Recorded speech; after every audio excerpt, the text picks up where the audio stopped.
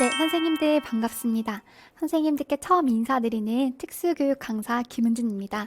자, 제가 이렇게 제목을 뭐라고 써야 될지 고민을 하다가 이렇게 제목을 정해봤는데요. 특수임용 합격의 노하우를 알려드리는 강사라고 제목을 한번 지어보았습니다. 자, 왜냐하면 제가 정말 무수히 많은 강사들 중에서 조금 경쟁력을 갖추고자 해서 소개를 해드리자면 우선 저는 비교적 최근에 서사평 문제가 출제될 쯤에 한번 임용 시험을 합격한 경험이 있기 때문에 이제 임용을 준비하신 선생님 또는 재수 이상이신 선생님들께 공부를 할 때 조금 더 효율적인 시험을 위한 공부 전략들을 알려드릴 수 있지 않을까 생각이 듭니다. 그래서 지금부터는 유초등 특수교사 임용 시험을 위한 합격 전략 설명회를 한번 시작해 보도록 할게요. 밑에 나와 있는 다음 카페 같은 경우에는 제 카페이고요. 선생님한테 한번 방문해 주시면 원하시는 학습 자료라든지 아니면 학습 상담 같은 거 신청하실 수 있으니까요. 한번 눈여겨봐 주시고요. 우선 선생님들께 이렇게 처음 이 강의를 들으신 선생님들 같은 경우에는 초수이신 선생님들도 계실 것이고 또는 이제 이번에 조금 아픔을 경험하시고 다시 한번 시작하시는 새롭게 다시 공부하시는 선생님들도 계실 거예요. 선생님들께 알려드리고 싶은 또는 제가 하고 싶은 말이 있어서 이렇게 간단하게 글을 적어 와봤는데요. 우선 저는 꽃을 너무 좋아해서 저의 책도 이렇게 4가지 꽃 테마로 이루어져 있어요. 각각의 꽃들은 다양한 꽃말들을 가지고 있고 피어나는 계절 또는 향도 다 다르기도 하는데요. 우선 가장 첫 번째 책은 1권이기도 하고 선생님들께 알려드리고 싶은 내용이 바로 프리지아의 꽃말이 새로운 시작을 응원합니다 라는 거예요. 그래서 보통 졸업식이라든지 입학식 시즌에 가장 많이 사용하는 꽃이 프리지아인데요. 선생님들께서도 이제 새롭게 시작하는 마음을 너무 응원한다는 마음을 담아서 이렇게 프리지아로 책을 구성했었고 두 번째와 세 번째, 네 번째 책도 마찬가지로 선생님들께서 공부하실 때 정말 도움이 되고 힘이 되었으면 하는 꽃말들로 준비를 해보았습니다. 그리고 우선 이 임용 시험이라는 것이 선생님들 상대평가이고 정해진 인원을 뽑는 시험이다 보니까 굉장히 공부하면서 힘들었던 기억이 있어요. 그래서 선생님들께서도 공부하시면서 나의 정말 절친했던 친구가 또는 너무 소중한 동기들이 하루아침에 나의 경쟁 상대가 되기도 하고 뭔가 비교하는 과정에서 나의 마음이 다치기도 하는 그러한 어려운 시험 과정을 선택하신 거잖아요. 그럴 때 조금 도움이 되고자 제가 정말 감명 깊고 저에게 많이 힘이 되었던 글귀를 소개해드리고자 합니다. 그래서 그대 좌절했는가? 친구들은 승승장구하고 있는데 그대만 잉여의 나날을 보내고 있진 않는가? 잊지 말라. 그대의 꽃이 피는 계절은 따로 있다. 그래서 아직 그때가 되지 않았을 뿐이다 라는 거. 그리고 그대 언젠가는 꽃을 피우리라. 다소 늦더라도 그대의 계절이 오면 어느 꽃 못지않게 화려한 기계로 뽐낼 수 있을 것이다. 그래서 고개를 들고 그대의 계절을 준비해라 라는 이 글귀가 저는 너무너무 와닿던 말이었어요.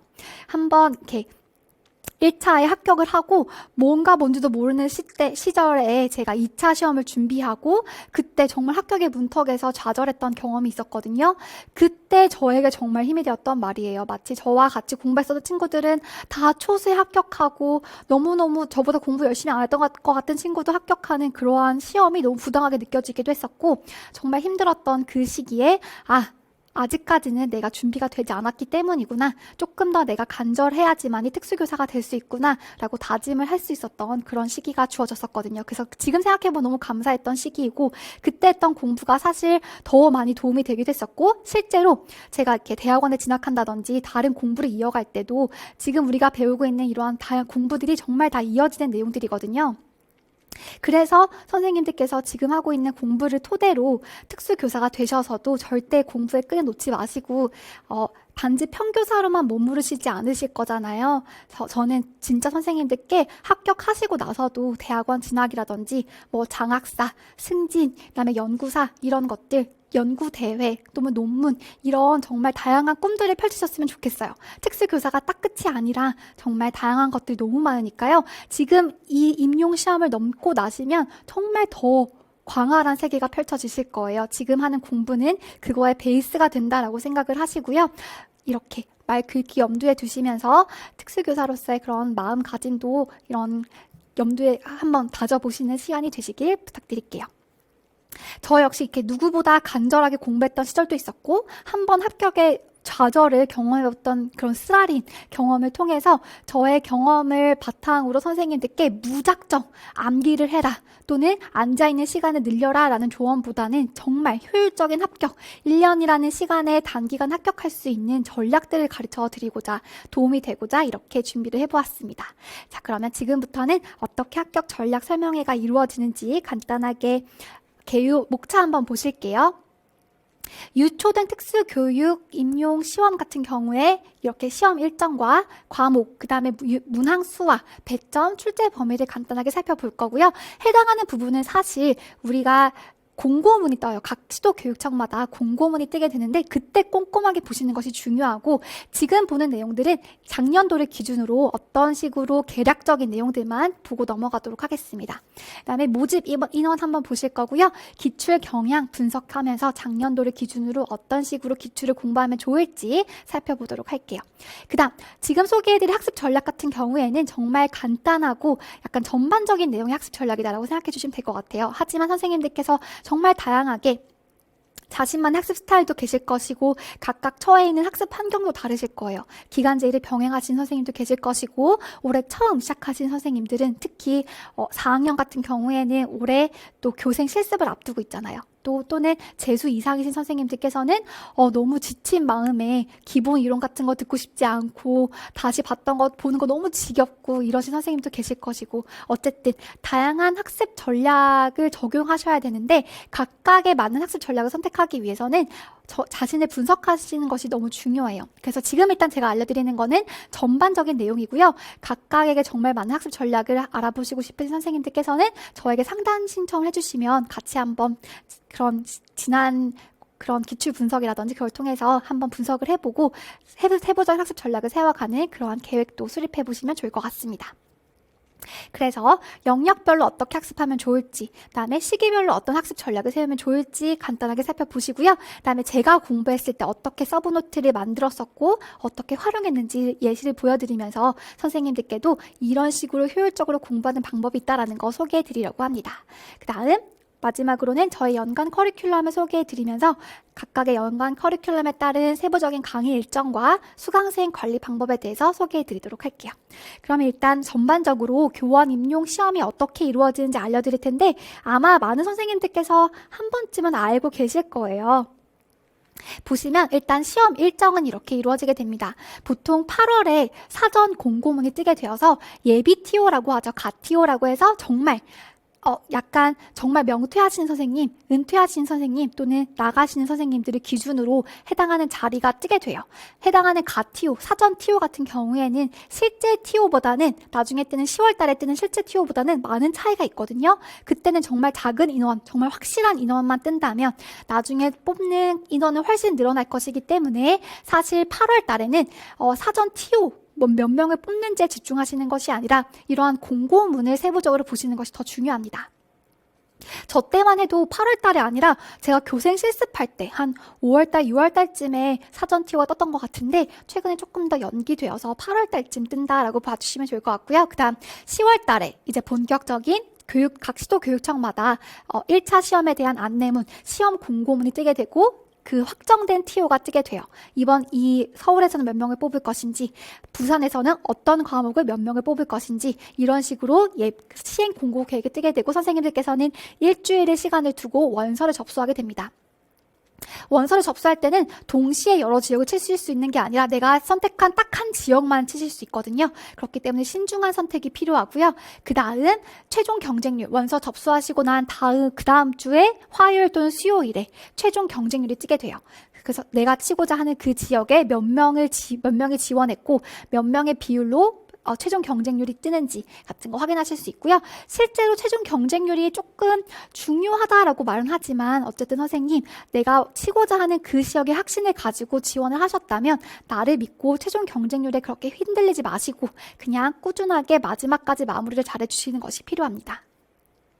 왜냐하면 선생님이 최종 경쟁률이라는 것은 정말 열심히 올인해서 공부한 사람도 있을 것이고 올해는 기간제를 병행하면서 조금 공부를 덜한 사람도 있을 것이고 이를 병행하면서도 정말 죽기 살기로 한 선생님도 계실 것이고 또는 올해는 그냥 연습 삼아 한번 가봐야지 라고 하는 4학년 또는 3학년 졸업 예정된 학생들도 있을 수 있는 거잖아요. 그러한 모든 사람을 다 포함하고 있는 것이기 때문에 허수도 있다는 거 기억해 주시면 좋을 것 같아요. 그래서 뭐 7대1, 8대1이라고 해서 다 정말 7명 중에 1명 합격하는 시험이 아니라 7명 중에서도 허수는 꼭 존재하더라. 그렇기 때문에 최종 경쟁률보다는 나를 믿고 정말 소신 있게 공부 마지막까지 이끌어 나가는 것이 더 중요하다라는 거 기억해 주시면 좋을 것 같습니다. 일단 유초등 특수 교원 임용 시험 같은 경우에는 1차 시험과 2차 시험으로 이루어지게 되는데요. 중등보다는 2주 빨리 시험을 치게 돼요. 2주 빨리 공고문 놔뜨기도 하고 2주 빨리 원서를 접수하고 어쨌든 모든 일정이 중등보다는 2주 빠르다라고 생각해 주시면 될 것 같습니다. 그래서 보통 수능보다 일찍 치거나 아니면 수능을 늦게 치게 되는데 11월 첫째 주에 보통 처음 1차 시험을 치게 되고요. 1차 시험은 시험 과목이 이렇게 이루어져 있어요. 한국사 같은 경우 선생님들 기본적으로 다 따놓고 계셔야 되는 거 알고 계시죠? 그래서 한국사 같은 경우에는 선생님들 초반에 혹시나 아직 한국사를 취득하지 않으신 선생님 같은 경우에는 초반에 반드시 한국사를 따주시고요.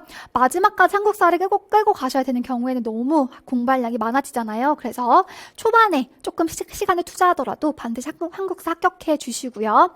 한국사 같은 경우에는 5년 동안은 기본적으로 취득한 기간이 유지가 돼요. 5년이 지나고 나면 다시 취득하셔야 되는데 어쨌든 5년 동안은 한 번 취득하고 나면은 5년 동안은 꾸준히 그 능력이 인정된다라는 거 기억해 주시고 어쨌든 한국사는 기본적으로 다 따셔야 되는 거고요. 그다음에 1차 시험은 교직 논술과 교육과정 A와 B 이렇게 3가지 시험 범위로 이루어져 있습니다. 교직 논술 같은 경우에는 한 가지 그 사례나 제시문이 주어지고 선생님들께서는 논술형으로 쓰시게 되는데 예전에는 원고지에 써야 됐지만 그래서 원고지 작성법이라든지 띄어쓰기라든지 그런 거 꼼꼼하게 공부하셔야 됐지만 이제 최근에는 그냥 줄글 형식으로 중등과 마찬가지로 중등의 교육학시험과 마찬가지로 줄글 형식으로 쓰시는 그러한 거라서 조금 간편해졌고요. 대신 선생님들께서는 맞춤법이라든지 띄어쓰기 그다음에 문장의 그 논리적인 구성 이런 것들은 조금 봐주셔야겠죠. 교직 논술을 치게 되고요. 이때는 특수교육학 부분에서 출제가 되게 됩니다. 또는 작년에는 법 쪽에서도 순회교육이라는 그런 부분 출제가 되었었죠.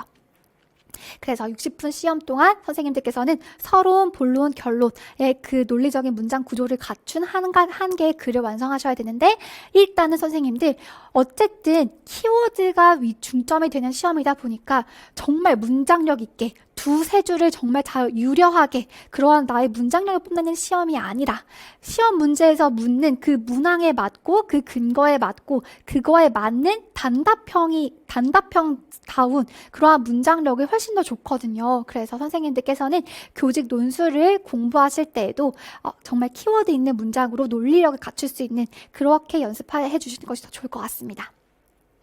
다음에 교육과정 A와 B 같은 경우에는 2교시와 3교시에 이루어지게 되고 70분의 시험으로 이루어진다라고 보시면 될 것 같아요. 이때 시험을 칠 때는 점심시간이 따로 있지 않아요. 선생님들께서는 시험이 모두 끝나신 다음에 나가실 수 있고요. 중간중간에 쉬는 시간이 있긴 하지만 40분 정도 쉬는 시간이 있지만 중간중간에는 화장실 다녀오고 나면 줄 서서 기다리는 시간도 있고 어쨌든 화장실 갔다 오고 나서 책 정리하라고 하고 시험관이 절대 책 잘 못 보게 해요. 가방 앞에 다 내라고 하고 어쨌든 시험지를 기다리는 그런 시간들이 다 포함되어 있는 거기 때문에 40분의 시험 동안 거의 공부 못해요. 그래서 선생님들께서 준비해 가셔야 되는 건 정말 시험장에 가서 볼만한 2-3장 정도의 요약, 압축, 내가 정말 외워지지 않는 부분들 아니면 오히려 장특법이라든지 교육과정을 뽑아가는 것이 좋겠죠. 그렇게 전략을 세워서 가시는 거 필요하고 이러한 전략들은 제가 나중에 모의고사라든지 그런 하반기에 가서 그런 부분들 팁 알려드리도록 할게요. 그다음 1차 시험에 합격한 것을 기준으로 2차 시험을 볼 수 있게 되는데요. 1차 시험에서는 보통 거의 대부분의 시도교육청에서는 1.5배수로 학생들을 선발하게 됩니다. 그래서 1배수 안에 든다는 것은 80명을 뽑는다면 80등 안에 드는 것이 1배수인 거고요. 1.5배수까지 뽑는 것이니까 80명 을 뽑는다면 120명까지를 1차 시험에서는 합격자로 분류하게 된다는 거예요. 그러면 사실 80등에서부터 120등까지는 2차 시험에서는 떨어져야 되는 거예요. 하지만 2차 시험에서도 뒤집을 수 있는 기회가 있다는 거 기억해 주시고 2차 시험도 열심히 준비해 주셔야 되는데요. 강원도 같은 경우에는 2배수까지 뽑는 걸로 알고 있어요. 어쨌든 그건 교육청마다 그 배수는 다르기 때문에 반드시 공고문을 확인해 주시는 거 중요하고요. 최근엔 2차 시험의 변별력이 높아지고 있기 때문에 80등에서 120등 사이까지의 40명이 1배수에 해당하는 학생들을 이렇게 바꾸는 경우도 굉장히 많거든요. 그래서 2차 시험을 통해서 뒤집을 수 있다는 거 기억해 주시고 열심히 2차 준비까지도 이어져야 된다는 거 기억해 주세요.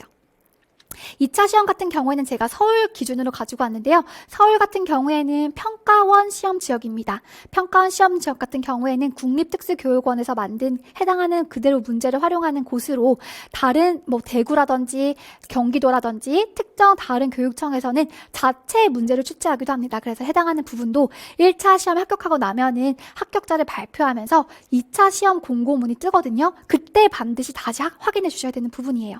해당하는 부분이 어떻게 출제되는지 반드시 확인해 주셔야 되는데 서울 같은 경우에는 교수학습 과정안, 지도안을 작성하는 것이 포함되어 있고요. 교직 적성 심층 면접 시험을 보게 됩니다. 이때는 교사와의 관계라든지 아니면 학생에 대한 마음, 태도, 교사로서의 적성 이런 것들에 대한 면접을 보게 되고요. 수업 실연을 보게 됩니다. 수업 실연은 한 20분 정도의 수업, 동기유해부터 활동 1, 2 이런 것들을 실현하게 되고요. 우리는 이렇게 3가지 시험을 준비하는 평가원 지역 시험을 받고 경기도 같은 경우에는 집단 토의, 면접, 그다음에 수업 나눔 이런 것까지 추가되어 있죠. 그런 각 세부 영역별로는 나중에 2차 시험 공고가 뜨면 확인해 주시면 좋을 것 같습니다. 자, 그럼 이제 특수교사 유치원과 초등에 해당하는 시험 과목이랑 문항별 유형별 문항수, 그다음에 배점과 출제 범위를 같이 한번 살펴보실 텐데요. 일단 먼저 1차 시험 같은 경우에 특수학교 유치원 교사 같은 경우에는 아까 보셨던 것처럼 교직 논술 시험과 전공 A와 B 해당하는 것을 보시게 돼요. 교직 논술 같은 경우에는 100점 중에서 20점의 퍼센트를 차지하고 있고요. 특수학교 교직과 교양 전 영역을 포함하고 있는 것입니다. 그래서 통합교육이라든지 그런 부분이 잘 출제되고 있고 교양 전 영역, 교사와의 대화 속에서 어떤 부분에 관한 그런 것을 서술하는 문제가 출제되기도 하죠. 그래서 해당하는 것은 60분 동안 논술형 문제로 이루어져 있다라고 보시면 될 것 같아요. 그다음 교육과정 같은 경우에는 A형과 B형으로 이루어져 있고요. 40점, 40점 이렇게 해서 80점을 획득하게 되는 거예요. 그래서 두 개 합쳐서 100점이 되겠죠. 1차 시험은 100점 만점 중에서 평균적으로 한 60점에서 70점 정도가 커트라인이라고 보시면 될 것 같아요. 보통은 난이도가 그 해마다 다르겠지만 채점하신 선생님들께서 너무 커트라인이 낮다라고 하면 다시 한번 재채점하는 시간을 가지기도 하고 커트라인이 너무 높다 하면 다시 한번 재채점하면서 좀 칼채점하기도 하고 어쨌든 커트라인을 맞추려고 하는 평균적인 그런 것들이 있긴 하거든요. 그래서 100점 만점 중에서 평균적으로는 65점에서 75점 사이라고 봐주시면 좋을 것 같습니다. 교육과정 같은 경우에는 범위는 특수교육학 전 영역을 공부하셔야 되고요. 그다음에 특수교육 교육과정 유치원의 정 영역이고 또 유치원 선생님들 같은 경우에는 일반 유치원 전 영역도 아셔야 돼요. 그래서 실제로 특수교육이 특히 유아와 초등 같은 경우에는 사범대 계열 중에서 진짜 범위가 많다라고 보시면 됩니다. 보통 그냥 일반 유치원 선생님들 같은 경우에는 해당하는 영역만 보면 되죠. 하지만 특수 유치원 선생님들 같은 경우에는 일반 유치원 선생님들이 공부하는 것 플러스 특수교육학까지 공부하셔야 되기 때문에 양이 너무너무 많은 시험이다라고 봐주시면 좋을 것 같아요. 하지만 어쨌든 16문제 정도가 A형과 B형 나눠서 한 8문제가 출제되게 되고요. 140분, 70분, 70분 이렇게 해서 시험을 보게 된다라고 봐주시면 될 것 같습니다. 문항 형식은 기입형과 서술형 형식으로 나오게 되고요. 보통은 기입형 같은 경우에는 정말 단답식으로 키워드를 쓰는 문제이고 서술형 같은 경우에는 정말 한 문장 정도로 키워드 있게 문장 형식으로 구성하는 답안이라고 봐주시면 좋을 것 같아요. 이렇게 해서 특수 유치원 선생님은 이 2가지 시험을 보게 되고요. 특수학교 초등교사 같은 경우에도 거의 비슷한 형식인데요. 교직 논술 마찬가지로 20점 100점이고요. 교육과정 같은 경우에도 교육과정 A형과 B형으로 나누어져 있고 80점의 배점을 차지하고 있습니다. 일반 초등교사 같은 경우에는 일반 초등교육과정 전 영역을 배우게 될 거예요. 양이 어마어마하죠. 일반 초등 선생님들께서도 초등학교 1학년부터 6학년까지 전 과목에 해당하는 교과서를 공부하시는 걸 본 적이 있어요. 하지만 우리 특수초등교사 같은 경우에는 일반 초등교육과정 플러스 특수교육학 전 영역뿐만 아니라 특수교육 교육과정이라는 것을 공부하게 돼요. 그래서 유아보다 초등특수가 제일 범위가 많다라고 보시면 될 것 같습니다. 유아 같은 경우는 어쨌든 누리교육과정이라는 하나만 보면 되지만 초등특수 같은 경우에는 교육과정의 양이 어마어마하거든요. 그래서 실제로 범위가 너무 많기 때문에 선생님들께서는 결국 전 범위를 보지 못하고 약간 선택적으로 공부하시는 전략이 필요한 그러한 방법이 바로 초등특수교사 선생님들이 공부하시는 전략이라고 보시면 될 것 같습니다. 마찬가지로 교직 논술은 한 문제 60분으로 이루어지게 되고요. 교육과정 같은 경우에는 16문항, 즉 8문항, 8문항 이렇게 해서 140분, 70분, 70분 이렇게 시험으로 이루어지게 된다라고 보시면 될 것 같아요. 마찬가지로 기입형과 서술형으로 이루어져 있고요. 초등 같은 경우에도 기입형은 굉장히 그냥 키워드 있게 단답으로 쓰시는 것이고요. 서술형 같은 경우에는 키워드 있게 문장 형식으로 갖춰서 쓰는 거다라고 보시면 되겠죠. 마찬가지로 한국사는 반드시 상반기에 해주시는 것이 좋아요. 부득이하게 상반기에 떨어져서 하반기까지 가져가셔야 되는 선생님들께서는 정말 시험에 임박하지 않을 정도로 공부를 하셔서 획득해 주시는 것이 가장 안전하다라고 보시면 될 것 같습니다. 얼마나 불안하겠어요. 10월 달에 합격 예정으로 해놓고 시험을 치시는 선생님들 계시거든요. 그럴 경우에 혹시나 한국사가 등급이 나오지 않아서 떨어지면 이 시험까지 다 무효가 돼버리는 거예요. 그렇기 때문에 상반기에 혹시나 한국사 검정 능력 시험을 따지지 않은 선생님들께서는 반드시 취득해 주시고 시험 공부를 하시는 것이 더 현명한 전략일 것 같아요. 자, 그럼 범위를 한번 보실게요. 범위가 어마어마한데요. 특수학교 유치원 교사 같은 경우에는 일단 시험 범위가 당연히 특수교육 교육과정에 대해서 아셔야겠죠. 그래서 특수교육 학생들이 배우는 따로 특별한 교육과정에 대해서 공부를 하실 거고요. 비교적 최근에 개정이 되었어요. 그래서 개정된 내용으로 봐주시면 될 것 같고, 유아 같은 경우에는 점자 규정이 포함되어 있지만 유아 같은 경우에는 점자는 잘 출제되지 않았어요. 이때까지는. 그래서 해당하는 부분은 간단하게만 넘어가시면 될 것 같고요. 그 다음 일반 유치원 교육과정도 선생님들 공부해 주셔야 되는데, 해당하는 부분은 보통 우리가 A형과 B형 1번부터 8번까지 문제가 있다라고 말씀드렸잖아요. 그래서 8문제에서 총 16문제인데 보통은 7번과 8번 때가 일반 초등학교 문제가 많이 나와요. 실제로 일반 초등학교 문제는 실제 다른 일반 초등학교 교사와 일반 유아 교사와 동일한 문제가 출제되거든요. 그래서 선생님들께서 유치원 교육과정 같은 경우에는 특수교육 교육과정과 거의 동일한 비율로 공부하시기보다는 8문제 중에서 한 2문제 정도가 나온다라고 보시고, 해당하는 부분 범위가 너무 많지만 공부해 주셔야 되는 부분입니다. 특수교육 교육과정 같은 경우에는 진짜 꼼꼼하게 봐주셔야 되는 거예요. 1번부터 6번 문항, 그 7번, 8번은 일반 유아 교육과정 문제가 나오니까요. 1번부터 6번 문항 사이사이에 아마 특수교육 교육과정 문제가 활용되어서 나오게 된다라고 봐주시면 좋을 것 같아요. 이따가 제가 기출 분석 문항에서 좀 보여드릴게요. 그다음에 초특수학교 초등교사 같은 경우에도 마찬가지예요. 특수교육 교육과정도 공부하셔야 되고 초등학교 교육과정도 공부해 주셔야 되는데, 초등학교 교육과정이 양이 어마어마하죠. 우리 초등학교 1학년부터 6학년까지 전 과목이라고 생각하면 얼마나 과목이 많겠어요. 그렇기 때문에 양이 너무너무 많아서 일단 선생님들께 가장 맞는 초등학교 그 강사 선생님을 찾으셔서 쭉 거의 1년 동안 커리큘럼을 따라가더라고요. 거의 시험에 임박할 때까지도 인강을 듣고 있는 걸 제가 봤어요. 그래서 초등학교 교육과정 같은 경우에는 양이 너무 많아서 인강을 통해서 효율적인 공부, 특히 잘 약간 정리를 해주시는 강의를 따라가면서 절대 놓지 말고 마지막까지도 해당하는 부분 출제되지 않을까라는 의심을 가지면서 봐주시는 거 좋을 것 같습니다. 특수교육 교육과정 같은 경우에는 초등도 마찬가지예요. 1번부터 6번 문항까지가 보통 특수교육학 문제와 특수교육 교육과정 문제가 출제되고요. 보통 7번, 8번이 초등학교 교육과정 문제가 통으로 출제되는 거라고 나와 있어요. 그래서 특수교육 교육과정 같은 경우에는 각각의 과목별, 예전에는 조금 돌아가면서 나왔거든요. 국어에서 한 번, 사회에서 한 번, 그런 치과에서 한 번 이런 식으로 나오는 영역들이 조금 정해져 있다라고 약간 유추가 됐었는데, 최근에는 그런 거 가리지 않고 정말 많이 출제된다라고 보시면 될 것 같습니다. 그래서 선생님들께서도 교육과정 파트에 너무 중요한 비중을 차지하고 있기 때문에 마지막까지 절대 놓지 마시고 꼼꼼하게 공부해 주시는 거 좋을 것 같아요. 이거 여기서는 사실 개정 확인이 필요합니다.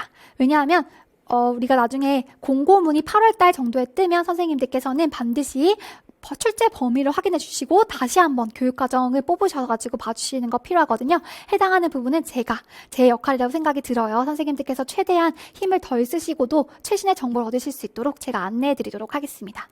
어쨌든 출제 범위까지 확인했고요. 그 다음 2차 시험 같은 경우에는 각 수도 교육청마다 제가 그 포함되고 있는 시험 범위와 또 배점도 다 다르다고 말씀드렸죠. 그래서 이것은 1차 시험 합격 발표 후에 2차 시험 공고가 나면 해당하는 내용 잘 확인해 주셔야 되고, 서울 기준으로 보시면 3가지 시험을 본다라고 말씀드렸잖아요. 그래서 교직 적성 심층 면접 같은 경우에는 40점 만점이고, 교수학습 과정안 같은 경우에는 15점 만점, 수업 실현 같은 경우에는 15점 만점이라고 봐주시면 좋을 것 같습니다. 그다음에 여기 특수학교도 마찬가지죠. 40점, 15점, 45점, 100점으로 이루어져 있고요. 보통은 정말 선생님들께서 2차 시험이 너무 변별력이 높다라고 생각하시겠지만 실제로 보면은 거의 유사한 감점을 받아요. 정말 수업 실현이라는 것이 너무 주관적인 거기 때문에 수업 너무 잘하네 라는 교사가 있을 수도 있겠지만 보통은 다 모든 시험 기간제 경험이 있든 기간제 경험이 전혀 없든 고만고만한 실력이라고 봐주시면 좋을 것 같거든요. 그래서 정말 치명적인 실수를 하지 않는 이상 감점은 그렇게 크게 되지 않지만 수업 실현에서는요. 하지만 면접은 조금 문제가 다릅니다. 면접은 선생님들 보통은 면접관이 3명이 앉아 있어요. 성별이라든지 그런 거 다 고려해서 면접관이 3명이 있고 각각 맡으신 역할이 있단 말이죠. 한 분은 그 말하는 사람의 그 키워드를 채점하기도 하고 한 분은 약간 압박하는 느낌을 주기도 하고 한 분은 약간 온화한 미소를 띠면서 안정을 찾을 수 있도록 해주는 각각의 면접관들마다 역할이 다른데요. 그분들이 어떻게 나의 대답을 받아들이시는지 정말 주관적이잖아요. 그렇기 때문에 면접에는 선생님들 절대 나의 대답에는 주관성이 개입되지 않고 답안이 정해져 있다고 보시면 될 것 같아요. 교사로서 어떤 자질을 말할 때 내가 생각하는 자질보다는 약간 정말 모범 답안에 근접한 자질들을 말해주시는 것이 안전하지 않을까라는 생각이 들어요. 천편일률적인 답안이라고 할지라도 안전하게 가자고요. 그렇게 하기 위해서는 우리가 나중에 면접 문제라든지 시책과 관련해서 답안을 연습하시는 것들 필요합니다. 창의적인 대답보다는 안전하게 가는 전략으로 가시는 것이 좋겠다라는 생각이 들고요. 대구 같은 경우에는 작년까지만 해도 평가원 문제를 사용했었지만 최근에 이제 자체 시험을 출제하겠다라고 발표를 했고 이러한 변화되는 것들을 반드시 나중에 확인해 주셔야 되는 부분이에요. 자, 그 다음에 선생님들 너무 좋은 소식이 뭐냐면 제가 칠 때만 해도 약간 특수의 절벽이었거든요. 그래서 저 때만 해도 한 10명 이상은 뽑으면 정말 많이 뽑는 거였어요. 그래서 저도 뭔가 지역을 고려할 때 여기 진짜 많이 뽑는다 해서 고려했던 곳이 서울이었고 16명을 뽑아서 너무너무 많이 뽑아서 너무 놀랐었던 기억이 있었는데 최근에는 이제 거의 한 100명대, 몇십 명대로 뽑는 것이 일반화되었잖아요. 이렇게 티오가 많이 날 때 공부 열심히 하셔서 반드시 합격해 주셔야 될 것 같아요. 유아 보시면 선생님들 2021년도에는 모집 인원이 224명을 뽑았고 시험 인원이 800명이었어요. 유아 선생님들 같은 경우에 사실 경쟁률이 조금 낮은 편이죠. 왜냐하면 유아 특수가 설치되어 있는 대학교가 별로 없거든요. 그래서 경쟁률이 조금 낮은 장점이 있긴 하지만 유아 선생님들 공부할 양 많은 거 알고 계시죠? 2020년도에도 마찬가지로 모집 인원 한 200명대를 뽑고 있죠. 지속적으로 지원 인원이 한 772명으로 경쟁률이 한 3.8 정도 된다라고 봐주시면 좋을 것 같습니다. 다음에 2019년도에도 마찬가지예요. 한 142명 정도를 뽑았고 714명 정도가 지원을 했으며 경쟁률은 한 5점. 좀 높은 해였어요. 이때는. 그 다음 2018년도에도 한 159명을 뽑았고 678명이 지원했으며 4.28 정도의 경쟁률을 보이고 있다. 이렇게 봐주시면 좋을 것 같고요. 최근에는 이렇게 점점 많이 뽑고 있는 추세니까 선생님들 많이 뽑을 때 열심히 공부하셔서 합격하셔야 될 것 같습니다. 초등도 마찬가지예요. 점점 많이 뽑고 있거든요. 근데 이렇게 지금은 학교가 새로 생기고 있고 일반 학급에도 초등 특수학급이 좀 많이 개설되고 있는 실정이어가지고 이렇게 많이 뽑고 있는데요. 이렇게 한번 많이 뽑는 시기가 지나고 나면은 다시 절벽의 시기가 올 수도 있어요. 그렇기 때문에 선생님들께서 많이 뽑을 때 천천히 공부 꼼꼼하게 하셔서 합격하시면 좋을 것 같습니다. 그래서 작년에는 정말 많이 뽑았어요. 서울 같은 경우에도 한 80명 가까이 뽑은 걸로 알고 있거든요. 616명을 뽑았고 지원 인원이 2,332명이었고 경쟁률이 3.79였는데요. 실제로 여기에 허수와 이렇게 시험장에 출연하지 않는 그냥 지원만 한 사람들을 포함하면은 거의 한 정말 3대1 정도의 비율을 뽑지 않았을까 생각이 듭니다. 그 다음 2020년도에도 마찬가지로 많이 뽑았죠. 한 559명 뽑았고 지원 인원이 2,530명으로 경쟁률이 한 4.5 정도가 되었다라고 보시면 될 것 같아요. 어쨌든 해당하는 TO를 보시면 선생님들 공부할 만 나겠다라는 생각이 들거든요. 그래서 상반기 때부터 나의 꼽히는 시기, 준비하는 기간이 도래할 수 있도록 잘 준비해 가시는 시기가 되었으면 좋겠습니다. 이때 모집 인원을 보실 때 주요하게 보셔야 되는 부분이 뭐냐면 약간 서울이나 경기 같은 경우에는 작년에 바로 모집 요강이 조금 바뀌었어요. 공립지원, 공사립 동시지원, 사립지원 요강 같은 것을 확인 잘 하시고 자신의 전략에 맞는 것을 선택해 주셔야 되는데 나는 공립만 지원하겠다라고 하면 공립 지원만 하시면 되고요. 예전에는 공사립 동시지원과 사립지원밖에 없었어요. 그런데 이제 사립에서 약간 기분이 나빴나 보죠? 공립에서 떨어진 학생들이 사립으로 가니까 뭔가 기분이 나빴나 봐요. 그래서 사립에서는 이제 사립 먼저 지원한 사람을 먼저 뽑겠다라고 하고 있어요. 그래서 공사립 동시 지원은 2순위로 사립 지원, 공립에 떨어지고 나면은 사립의 후순위로 들어가게 되고요. 사립 지원한 사람이 먼저 뽑히게 됩니다. 그래서 선생님들께서 내가 어느 정도의 수준이고 어디에 가면 더 잘 교사 생활할 수 있을지 고려하셔서 나는 공립에 무조건 공립이다 라고 하시면 공립과 공사립 동시 지원을 하시고요. 공립 지원하셔야겠죠. 그 다음에 나는 어디에 가든 잘할 수 있다. 공립이든 사립이든 일단 합격하는 것이 중요하다라고 한다면 둘 다 여기에 지원하시는 것이 좋을 것 같고요. 나는 올해 사립이 사실 커트라인이 조금 낮긴 하거든요. 왠진 모르겠어요. 어쨌든 사립이 커트라인이 조금 낮아서 나는 올해 합격하는 것이 목표다. 그래서 공부량이 조금 부족했기 때문에 사립 교사로 가고 싶다라고 한다면 사립에 지원하시면 되는 것이죠. 어쨌든 이러한 모집 요강 바뀌는 것들 잘 확인하셔서 나에게 맞는 것 꼭 지원하시면 좋을 것 같고요. 제가 지역은 표시하지 않았지만 보시면 각 연도마다 해당하는 지역의 그 경쟁률이라든지 1차 커트라인은 정말 상이에요. 그렇기 때문에 선생님들께서는 나의 소신에 맞는 지원이 너무너무 중요하다는 거 기억해 주시면 좋을 것 같아요. 지금 단순히 나의 그런 고려하지 않고 많이 뽑아서 무조건 지원 또는 친구와 겹치지 않기 위해서 다른 지역 지원 이렇게 해버리면 교사가 되고서도 행복하지 않을 수 있거든요. 그래서 내가 어떤 지역에서 어떤 교사 생활을 할지를 고려하셔서 반드시 소신 지원하는 거 필요합니다.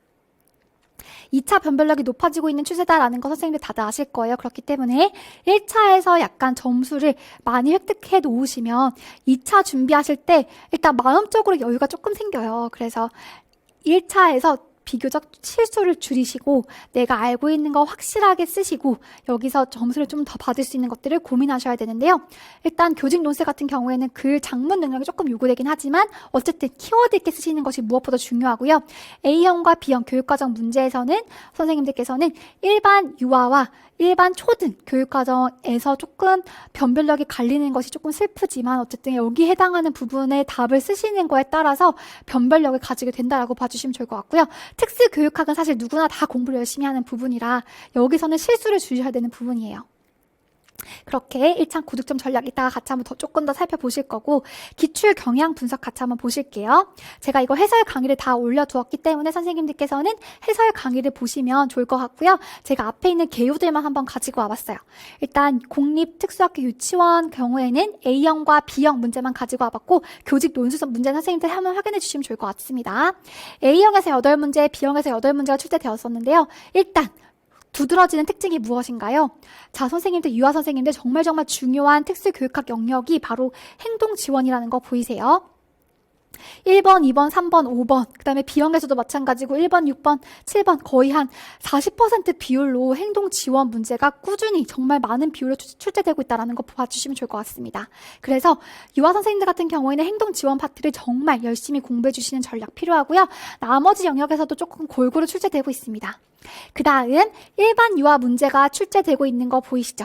그 다음에 유아특수 문제도 출제되었었고요. 이렇게 일반 유아 문제가 B형에서 너무 많이 출제되어서 사실 이때 일반 유아 문제를 잘 아시고 계셨다면 정말 고득점을 합격하실 수 있었던 해였어요. 작년에가. 이렇게 이러한 비율로 출제된다는 거 참고용으로 봐주시면 좋을 것 같고 그 다음에 공립특수학교 초등 문제 한번 보실게요. A형과 B형 마찬가지로 8문항 구성되어 있고요. 여기서 보시면 특징적인 것이 특과정 총론, 특과정 사회, 그 다음에 초과정 이렇게 출제되고 있는 거 보이시죠? 그래서 우리가 아까 보셨던 것처럼 출제 범위가 특수교육 교육과정과 일반 초등 교육과정이 있었어요. 그래서 특과정이라는 것이 있고 특수교육 과정이거든요. 그 다음에 특과정 사회, 총론과 사회가 나왔고 완전 초등 교육과정 내용이 나오기도 했습니다. 보통은 7번과 8번이 초과정 내용이 나온다라고 보시면 될 것 같아요. 여기서도 마찬가지죠. 7번과 8번이 초과정 내용이 나오고 여기 1번과 6번 사이에서 특과정 내용들이 많이 출제된다라고 보시면 될 것 같습니다. 장특법이 나왔죠. 유아에서는 장특법이 작년에 출제되지 않았어요. 하지만 선생님들 장특법은 절대 버리고 가시면 안 되는 내용이고요. 초등에서는 한 문제 출제되었다는 거 봐주실 거고 약간 여기서 조금 염두에서 봐주셔야 되는 부분이 뭐냐면 꽤 몇 년 전만 해도 초등은 학습장애를 그냥 버리고 가는 내용이었어요. 왜냐하면 학습장애가 사실 초등에서는 학령기 때 이런 학습의 문제보다는 약간 전인적인 발달에 중점을 두고 지도를 하잖아요. 그래서 뭐 도덕이라든지 미술, 체육, 음악 이런 것들이 더 중요하다고 여겨져서 학습장애가 조금 소외되는 부분이 있었는데, 최근에는 초등에서 학습장애 문제가 진짜 많이 출제되고 있거든요. 그래서 여기서도 보시면 아시겠지만 학습장애 꽤 높은 비율로 100점으로 출제되고 있다는 거 확인하실 수 있을 거예요. 여기서도 학습장애. 어쨌든 A형과 B형에서 우리가 13개의 과목이 있는데 벌써 학습장애가 3문제나 출제되고 있는 거 보이시죠? 정말 높은 비율로 학습장애가 나오고 있으니 초등 선생님들께서는 예전처럼 여기 잘 안 나오는 영역 버리고 가야지 이렇게 공부하시면 절대 안 되고요. 모든 영역을 조금 꼼꼼하게 보시는 전략이 필요하겠다라는 생각이 듭니다. 어찌됐건 상대평가이니까 남들이 나보다 하나 더 맞추면 나는 떨어지는 거예요. 그렇기 때문에 남들이 보는 영역만큼은 확실하게 보고 여기서 내가 조금 더 노력하는지 여부에 따라서 고득점으로 합격하냐가 당락이 결정되게 되거든요. 그래서 일단은 기출문제를 근거로 해서 선생님들께서는 남들이 보는 것만큼은 꼼꼼하게 봐야 된다는 거 기억해 주시면 좋을 것 같습니다. 자, 이렇게 간단하게 기출 경향을 분석해 보면 선생님들께서 일반 유아라든지 일반 교육과정 이런 비율이 어느 정도 나오는지 아실 수 있을 거고, 최근에 이제 어떤 특수교육 영역에서 중점적으로 출제되고 있는지도 보실 수 있었다라고 생각이 들어요. 자, 그럼 이제부터는 학습 전략을 간단하게 소개시켜 드릴 텐데요. 학습 전략은 정말 전반적으로 나와 있는 학습 전략 내용이고, 각각 개인에게 맞는 전략을 선택하시는 것이 무엇보다 중요하겠죠. 어쨌든 같이 한번 보실게요. 유특 같은 경우에는 일단 각 세부적인 영역은 장특법 포함되어 있고요. 그 다음에 특수교육학 너무 중요한 부분이고요. 그 다음에 유아특수 같은 경우에는 유아특수와 유치원 교육과정 으로 이루어져 있고, 일반 유아교육과정까지 3가지 교육과정으로 이루어져 있다고 보시면 될 것 같습니다. 자, 그래서 장특법 같은 경우에 학습 전략은 별게 없어요. 그냥 1조부터 우리 마지막 36조라는 벌칙까지도 법 조항을 선생님들께서 꼼꼼하게 암기하는 전략이 필요합니다. 하지만 중등만큼 통문장으로 인출하시기보다는 유특 같은 경우에는 장특법이 잘 출제되지 않거든요. 그렇기 때문에 매일 꾸준히 조금씩 암기하되 빈칸 키워드 정도로 인출해 주시면 좋을 것 같아요. 연습하실 때요. 그 다음에 특수교육학 같은 경우에는 선생님들 기본 이론부터 쭉쭉쭉 나아가셔서 마지막에 실전 모의고사까지 공부하시게 될 텐데, 특수교육학을 공부할 때 가장 중요한 부분이 뭐냐라고 한다면 이해를 기반한 암기가 필요하다라고 보시면 될 것 같습니다. 일단 이해가 되지 않으면 선생님들 문제를 적용할 수가 없어요. 내가 그냥 외웠다라고 해서 해당하는 부분에 바로 문제 적용할 수 있냐? 그렇지도 않거든요. 그렇기 때문에 이해에 기반해야 되고요. 암기를 하지 않으면 인출이 되지 않아요. 내가 아무리 이것을 본다고 하더라도 기억이 안 나면 답안을 쓸 수가 없잖아요. 그렇기 때문에 이해에 기반한 성실한 암기가 필요하다라는 거. 특수교육학은 정말 양이 너무 많기 때문에 선생님들께서는 우리가 제일 첫 번째 공부하는 장애 영역부터 마지막 책을 덮는 그 순간까지도 계속 암기해 나가는 전략이 필요합니다. 처음에는 여기서부터 여기까지 암기하겠지만 이걸 반복하다 보면은 암기할 양이 점점점 줄어들어요. 나중에는 시험 전날에 가면은 책을 이렇게 보셔도 한 번만에 다 눈에 들어오실 정도로 공부를 하셔야 합격한다라고 생각해 주시면 좋을 것 같습니다. 유아특수 같은 경우에는 특수교육학의 세부적인 내용인데요. 유아에서만 특별히 출제되는 내용들이 따로 있어요. 특히 우리 하얀색 책, 이소영 교수님 책을 보면은 유아특수에서만 출제되는 부분들이 있어서 해당하는 부분은 기출 기반으로 좀 살펴보시는 것이 필요하다라는 생각이 들고요. 교육과정 파트에 가면은 이제 유치원 교육과정과 일반 유아교육과정이 있습니다. 해당하는 부분 특수교육과정 내용에 포함되어 있는 거고요. 일반 유아 내용들도 선생님들 꼼꼼하게 봐주셔야 된다는 거. 해당하는 부분을 얼마만큼 맞추냐에 따라서 고득점의 당락이 조금 결정된다라고 봐주시면 좋을 것 같아요. 모든 선생님들이 다 특수교육학이나 유아특수는 열심히 공부하시거든요. 그런데 해당하는 부분은 범위가 진짜 어마어마하게 많고 뭔가 약간 망망대해서 딱 한 문제 찝어서 나오는 그런 느낌이다 보니까 알면 맞추고 모르면 틀리는 거잖아요. 그래서 해당하는 부분 마지막까지도 강의를 따라가시면서 열심히 들어주시는 거 필요하실 것 같아요. 그 다음에 초등특수 한번 보실게요. 양이 가장 많은 선생님들이 공부하신 선생님들이죠. 장특법은 마찬가지예요. 매일 꾸준히 조금씩 암기하는 거 필요하고요. 초등 선생님들도 마찬가지로 통문장 인출보다는 빈칸 키워드 암기가 훨씬 더 효과적일 것 같습니다. 그래서 반복적인 노출을 통해서 선생님들께서는 빈칸 키워드로 해당하는 법 조항들을 꼼꼼하게 암기해 주시는 거 필요하고요. 특수교육학 마찬가지예요.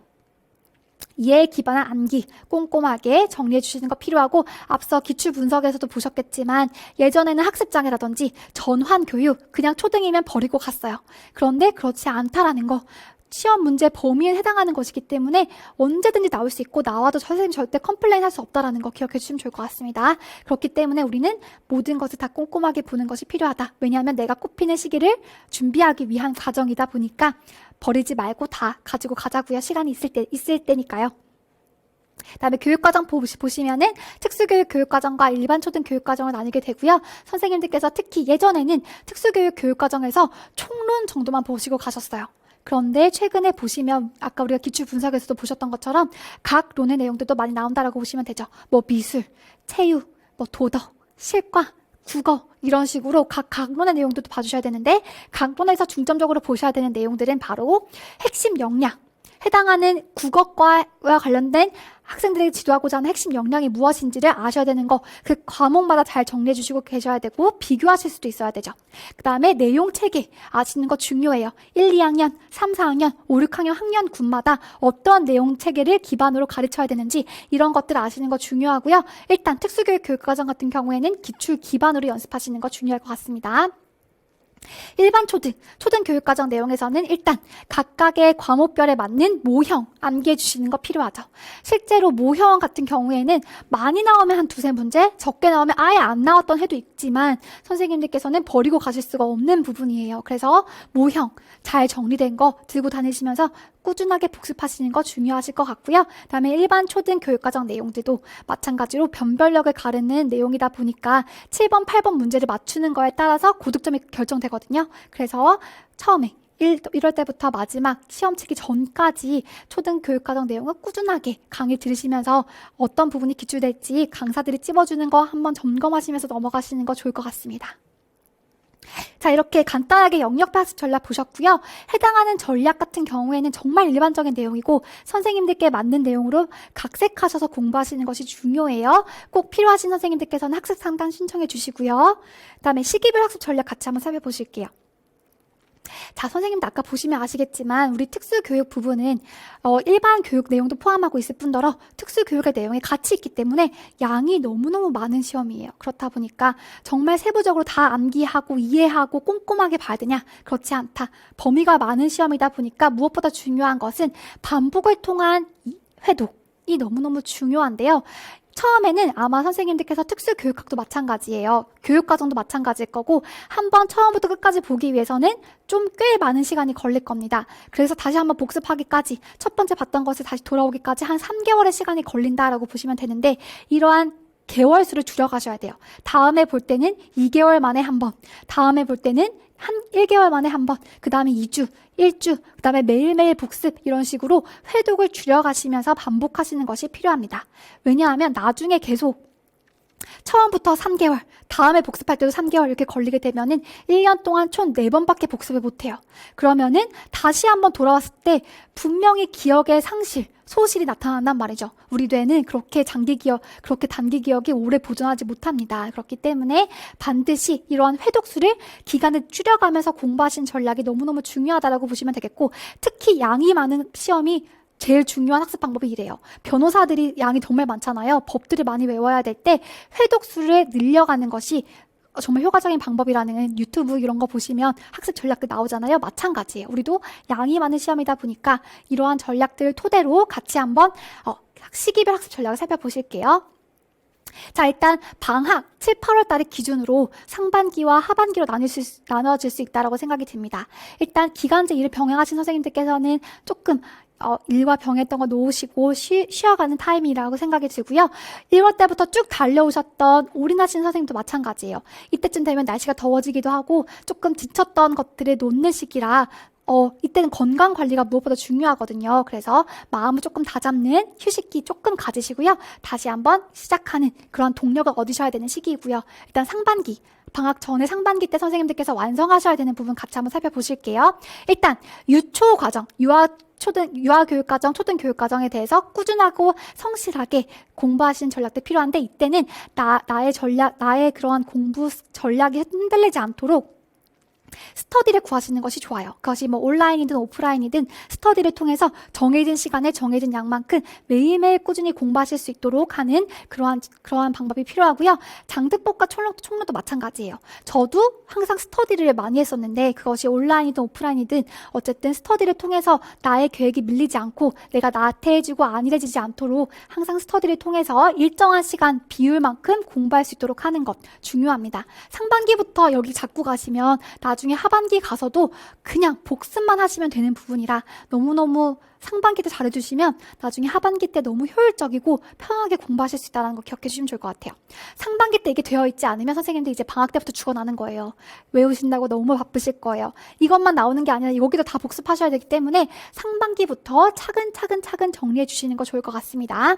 그다음에 특수교육학 같은 경우에는 상반기 때 기본 이론과 기출 분석을 하시게 됩니다.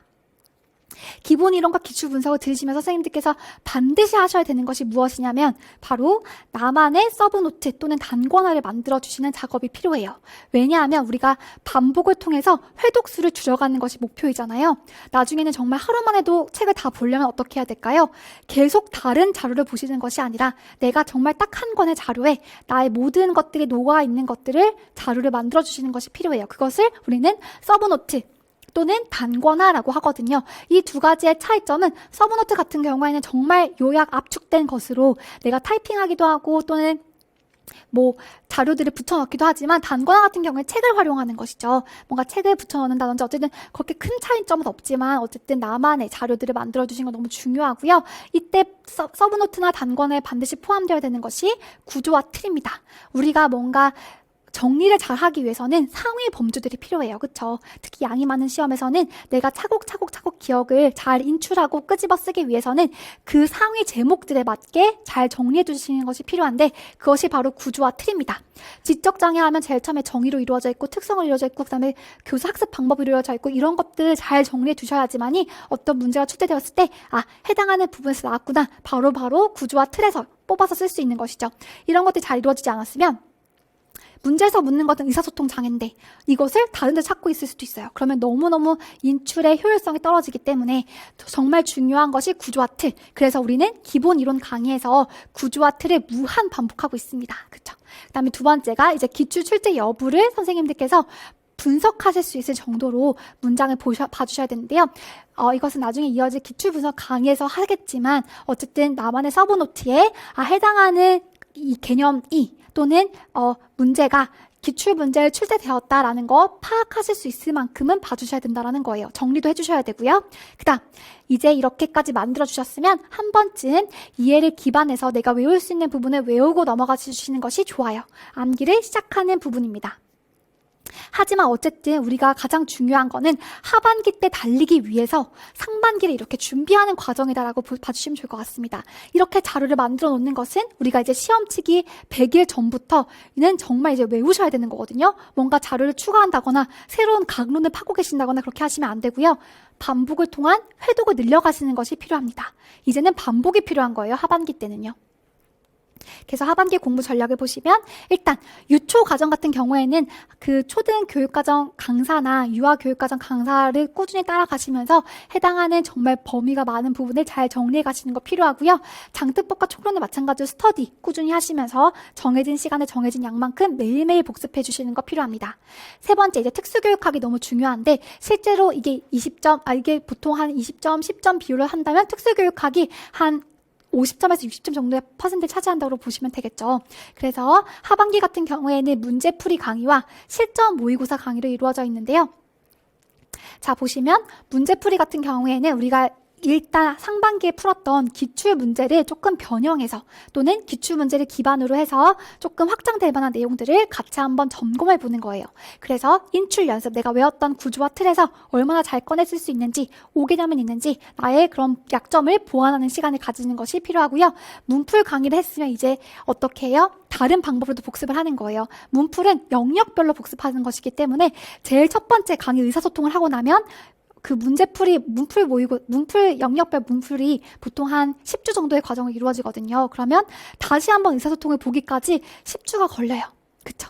이러한 것들 보완하기 위해서 우리는 이제 모의고사를 풀 때는 정말 무작위로 시험을 배치해 보는 것이죠. 그래서 적용 연습, 실제 시험과 유사하게 적용하는 연습 문제에, 그다음에 인출하는 연습, 그다음에 나의 부족한 점, 내가 혹시나 키워드 있게 답안을 구성할 수 있는지, 아니면 문장을 작성할 때 내가 조건들을 빠뜨리진 않는지, 이러한 것들을 보완하는 연습이 필요하고요. 여러 강사들의 문제를 풀다 보면은 이제 새롭게 반영되는 강론과 관련된 내용들이 있어요. 그렇게 했을 때 선생님들께서는 이 해당하는 내용 좀 중요해 보이니까 가져가야지, 또는 난 여기까지는 안 보고 정말 기출 문제 기반으로 해서 여기까지만 가져가야지 판단하셔가지고 나중에 선생님들께서 취사 선택하시는 방법으로 공부하시는 것이 필요합니다. 신강론 내용들이 너무 많이 나왔다라고 해서 이걸 다시 외우고 계시면 안 됩니다. 이때 무엇보다 중요한 것은 새롭게 하는 것보다는 내가 알고 있는 것을 정확하게 다지는 것이 더 중요하다라고 보시면 될 것 같아요. 자, 마찬가지로 상반기 때 만들었던 서브노트는 이제 하반기 때 어떻게 해야 될까요?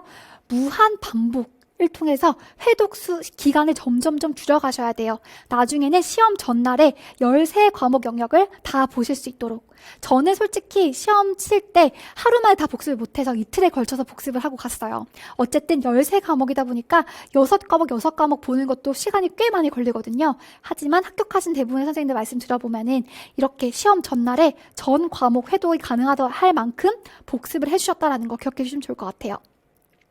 그래서 이렇게 하반기 때는 이러한 서브노트를 활용해서, 나만의 서브노트 또는 단권화 자료를 활용해서 기출 나왔던 거 한 번 더 꼼꼼하게 체크를 하고, 그다음에 문풀과 모의고사 하반기 때 들었던 강의 내용들을 추가하셔가지고 혹시나 내가 잘 모르고 있었던 개념은 없는지, 아니면 새롭게 추가되는 강론 내용 중에서 중요한 것들은 없는지, 이런 것들을 추가하는 내용 작업을 들어가실 거고요. 다음에 이제 100일을 남겨두고는 무한 반복입니다. 그냥 반복이에요. 그냥 무조건 외우시고 다시 인출 점검하시고 다시 외우시고 이렇게 하는 무한 반복의 루트로 공부하시게 될 거예요. 자, 선생님들께서 진짜 잊지 마셔야 되는 게 암기하지 않으면 문제를 풀 수 없다라는 거예요. 그래서 많은 선생님들께서 뭔가 개념은 한 번쯤 들어보셨지만 특히 장수생 선생님들 같은 경우에는 이걸 정확하게 모르는 건 아니지만 이게 정확하게 인출이 안 될 뿐더러 정확한 개념을 잘 모르시는 경우가 많아요. 그럴 경우에는 시험을 치면 내가 이 문제를 잘 모르는 건 아니지만 정확하게 인출 못 하시기도 하고 뭔가 그런 점수가 낮아지는 경향이 있더라고요. 그래서 반복이 너무 중요하다는 거 기억해 주시면 좋을 것 같습니다. 자, 그 다음 제가 이제 소개해드리고자 하는 부분이 제가 어떻게 서브노트를 만들었는지 보여드리려고 해요. 이건 하나의 예시이고요. 선생님들께서는 본인에게 맞는 방법을 선택해 주시면 돼요. 나는 타이핑하기 힘들어. 그래서 그냥 나는 시중에 나와 있는 강사책 또는 합격자 서브노트를 활용해서 이거를 1년 동안 반복할 거야 라고 하셔도 돼요. 그래도 전혀 상관이 없거든요. 단지 그 자료가 이제 선생님 거화 되도록 하는 과정이 필요한 거죠. 저는 그때 재수하는 과정이었기 때문에 재수 때 저는 서브노트를 만들었거든요. 재수 시간이었기 때문에 그때 1차, 2차에서 떨어지고 굉장히 암흑기였어요. 그래서 공부할 의욕은 안 나고 공부는 해야겠고 그래서 자료를 만들기 시작한 거였어요. 그래서 일단 보시면 이렇게가 하나의 책인데요. 저는 A4 사이즈로 일단 반을 나눴어요. 반을 나눠서 해당하는 부분은 기본 개념에 관한 것을 정리를 했고요. 기본 개념을 다 정리하고 나면은 기본 개념에 해당하는 여기에 해당하는 기출 문제들을 붙여 넣었어요. 그다음에 이 기출 문제를 보통 상반기까지 만들고 나니까 거의 끝나더라고요. 한 7, 8월쯤에서야 여기 끝났던 것 같아요. 그래서 각 영역별로 다 만들고 난 다음에 이제 하반기 때 해당하는 부분을 채우게 되었는데요. 해당하는 부분은 기본 이론과 여기 나와 있는 기출문제를 바탕으로 제가 쓴 것으로 확장 및 예상을 저 혼자 나름 막 공부하면서 써본 거예요. 여기 해당하는 부분 기출문제 나왔었는데 여기까지 확장되지 않을까? 해당하는 부분 나올 수도 있지 않을까? 그냥 공부하면서 저 혼자 막 써보고 그랬었습니다. 그래서 확장 및 예상 이렇게 해서 제가 구조화로 한번 그려보기도 했고요. 나중에 이제 모의고사라든지 문제풀이 하면서 강사 문제 중에서 좀 괜찮은 문제 또는 내가 잘 몰랐던 부분 가위로 다 잘라서 오래 붙였어요. 자, 이런 식으로 서브노트를 다 만들었고요. 여기 밑에는 그냥 세부적으로 보실 수 있도록 붙여놓은 건데, 여기 붙여놓은 거는 나중에 제가 시험 들어가기 직전에 친구랑 같이 스터디하면서 여기 출제되면 내가 뭐 맛있는 거 사주기 이런 식으로 내기를 했었던 부분이에요. 그래서 스티커를 붙이면서 친구가 각 영역마다 한 5문제 예상해보고 저도 영역마다 5문제 예상해보면서 나왔던 부분 나중에 시험 문제 확인해보고 맞추면 우리 맛있는 거 사주자 이렇게 또 공부했었던 내용이에요. 어쨌든 이렇게 서브노트를 만들어서 거의 한 7, 8월 달까지 완성을 했고요. 그 다음 이제 하반기 때 계속 반복을 하면서 강사들 문풀이라든지 모의고사 같은 것을 붙여 넣으면서 마지막까지 점검했던 서브노트입니다. 그래서 서브노트는 사실 제가 이제 학교에서 근무를 하면서 저희 학교에는 기간제 선생님들 비율이 진짜 높았어요. 젊은 선생님들이 많으셔가지고 제가 이제 비교적 최근에 합격하다 보니까 선생님들이랑 같이 공부를 했었단 말이죠, 스터디를. 그래서 제 자료를 다 드려서 같이 공부를 했을 때 너무 좋다라는 말을 많이 들었었거든요. 그래서 이 자료를 바탕으로 제가 이제 책을 내게 되었습니다. 자, 보시면 방문각에서 판매를 하고 있는 책이고요. 이때까지 한 2권 정도까지 나왔고요. 남아있는 2권이 3월 달 이내에 아마 출간된 예정이라고 되어 있어요. 그래서 이 책의 특징을 간단하게 살펴보시면 일단 1권부터 4권까지 총 13 영역이 분류되어 있고요. 이것은 단권화 겸 서브노트를 활용 가능하다는 점 기억해 주시면 좋을 것 같아요. 실제로 제가 서브노트를 만들었던 자료를 기반으로 만들었기 때문에 이런 활용 가능하다는 점 기억해 주시고요. 저도 그리고 또 저랑 같이 공부했던 기간제 선생님들도 실제로 해당하는 책을 통해서 합격하신 분들도 계시거든요. 그 다음 책의 특징, 가장 중요한 게 저는 이해 중심의 구조와 틀을 잡고 가는 것이 너무너무 중요하다고 생각이 들었어요. 그래서 이해 중심의 구조와 틀 위주로 책이 잘 구성되어 있다고 봐주시면 좋을 것 같고요. 2009년부터 2021년까지의 최신 기출 문제가 모두 분류되어 있습니다. 유초, 중 가리지 않고 모두 잘 분류되어 있기 때문에 선생님들께서는 해당하는 문제가 중등 문제에서 출제되는구나, 또는 해당하는 문제는 유아 특수 문제이구나, 이런 것들 한눈에 아실 수 있고, 또 유초, 중 가리지 않고 너무너무 중요하게 다루어지는 개념들이 무엇인지도 한눈에 보실 수 있다고 알아주시면 좋을 것 같아요. 그 다음 해당하는 기출문제를 다 분류했잖아요. 그리고 해당하는 기출 근거 각론 내용들이 다 포함되어 있거든요. 그래서 밑줄로 포함되어 있어서 선생님들께서 공부하실 때 각론 내용들도 빠짐없이 보실 수 있다는 거 기억해 주시면 좋을 것 같습니다. 최신의 각론 내용들, 즉 작년까지도 개정되고 새롭게 출간되었던 책들이 거의 다 반영되어 있거든요. 그래서 올해 아마 개정되는 내용들만 우리가 3, 4월 달쯤에 신각론 내용들을 보시면 될 것 같아요. 그래서 책 예시로 한번 가지고 와봤는데요. 자, 보시면 의사소통 장애에서 보신다라고 하면 좋은 문문 장애 정의 부분에서 어디가 출제되었냐라는 것을 한눈에 보실 수 있도록 이렇게 기출 문장이 표시되어 있어요. 해당하는 기출 문장은 바로 옆에 있는 책 날개 부분에서 기출 문제를 바로 확인하실 수 있고, 선생님들께서는 해당하는 부분을 공부하실 때 좋은 문문 장애 정의는 이런데 기출 문제가 여기서 나왔고 어떻게 나왔구나, 답은 무엇이고 해당하는 부분 나중에 봤을 때 어디까지 확장될 수 있겠구나를 한눈에 보실 수 있도록 시각적으로 구성할 수 있도록 노력을 하였습니다. 실제로 여기도 기출문제가 출제된 거 표시가 되어 있고 바로 밑에 기출문제가 나와 있죠. 그래서 선생님들께서는 페이지마다 반복을 하시다 보면은 이런 식으로 어떤 부분이 기출되었고 어떤 부분은 아직 다루어지지 않았지만 충분히 출제될 수 있고 어떤 부분은 아직 별로 중요하지 않구나라는 거 직관적으로 아실 수 있도록 이렇게 책이 잘 구성되어 있다는 거 기억해 주시면 좋을 것 같아요. 여기는 좋은 의문 과정 오류 형태를 보시면 유초, 중 가리지 않고 진짜 많이 출제된 거 보이시죠? 실제로 책 날개에서도 기출문제가 이만큼 정말 많이 출제되어 있거든요. 그래서 해당하는 부분은 내가 이거는 진짜 모르고 넘어가면 절대 안 되겠구나라고 알아주시면 좋을 것 같아요.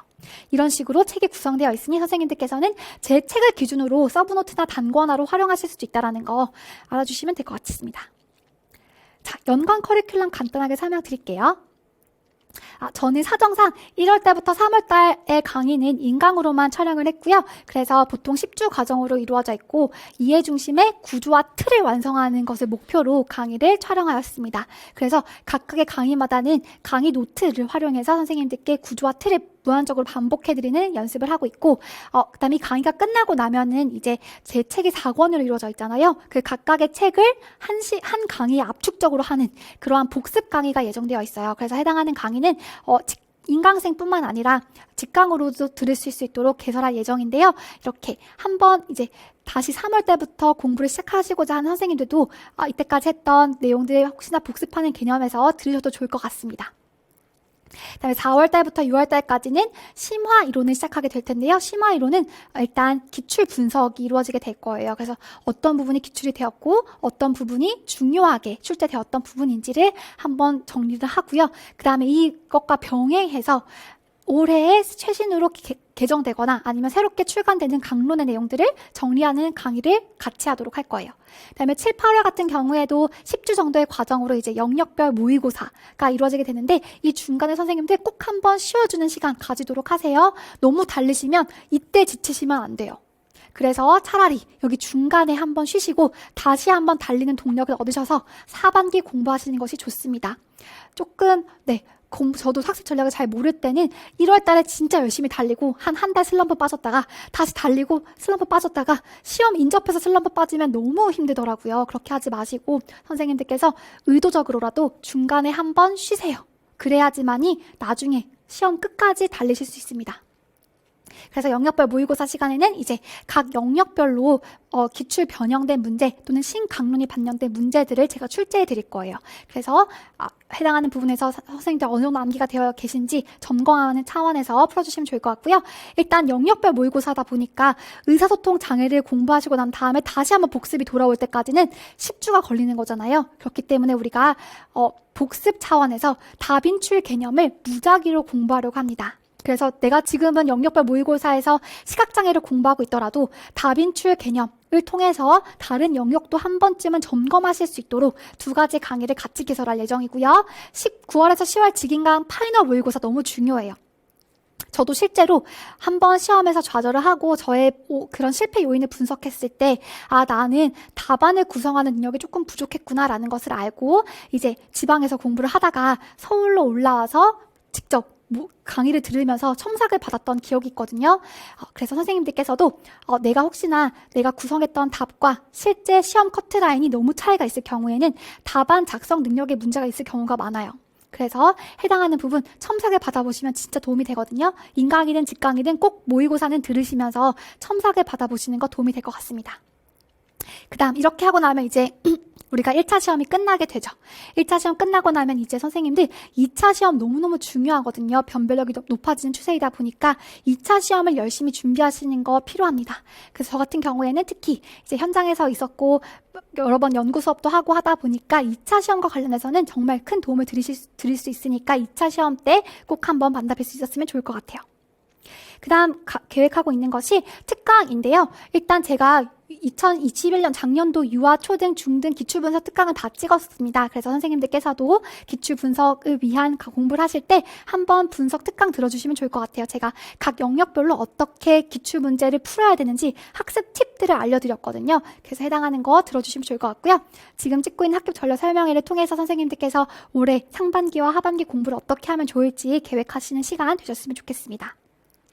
그 다음에 장특법이랑 교육과정, 총론 같은 경우에는 특강으로 진행될 예정이고 선생님들께서 반드시 한번 수강해 주시면 공부하실 때 진짜 도움이 되실 거거든요. 그래서 해당하는 부분 특강으로 진행될 거고 점자도 마찬가지예요. 시각장애 파트가 아니라 따로 빼어서 특강으로 진행될 예정이거든요. 그래서 점자도 우리 문법 규정 너무 중요하다 보니까 개정된 부분이랑 합쳐서 점자 특강도 같이 한번 준비해 보도록 하겠습니다. 그 다음 이제 수강생 관리 방법으로 넘어가서요. 저는 일단 다음 카페에 김은진 특수교육연구소라고 하는 다음 카페가 개설되어 있어요. 그래서 강의마다 필요한 학습 자료 같은 것들이 올라가 있고요. 그다음에 교재 정어표라고 해서 교재에서 조금 개정되는 부분과 또 교재에 제가 기출문제를 수록하다 보니까 거기에 관련된 모범 답안들이 올려져 있어요. 그래서 선생님들께서 혹시나 책을 공부하시다가 문제 답을 보고 싶으시다라고 하면 카페에 가셔서 다운받으셔서 보시면 될 것 같습니다. 네이버 밴드 같은 경우에는 스터디 지원과 관련된 건데요. 네이버 밴드를 활용해서 제가 스터디 선생님들께 정기적으로 형성평가라든지 그런 합격 챌린지 이런 것들을 할 예정이고요. 상시 학습 상담 카페를 통해서 신청해 주시면 제가 연락을 드려서 어떻게 학습하면 좋을지 실패 분석은 무엇인지 같이 한번 알아보는 시간 가지면 좋을 것 같아요. 스터디 같은 경우에는 정말 저도 스터디를 많이 해봤거든요. 1차 스터디는 2차 스터디든 장특법이든 교육과정이든 스터디를 정말 많이 해봤기 때문에 선생님들께서 혹시나 스터디를 구성하고 계시거나 아니면 아직 스터디를 구성하지 못하셨다면 연락을 주시면 제가 스터디 하시는 선생님들께서는 어떤 방향으로 가면 좋을지 피드백이나 조언 해드릴 수 있을 것 같고요. 혹시나 스터디를 하지 못하셨다면 저와 같이 한번 스터디하는 연습을 해보시는 것도 좋을 것 같아요. 어쨌든 이렇게 수강생 관리 방법 알려드렸습니다. 자, 여기까지가 전반적인 학교 설명의 내용이었는데요. 너무 고생 많으셨고요, 선생님들. 새로 시작하는 선생님들 정말 응원하는 마음을 담아서 저도 강의 열심히 준비해 보도록 하겠습니다. 감사합니다.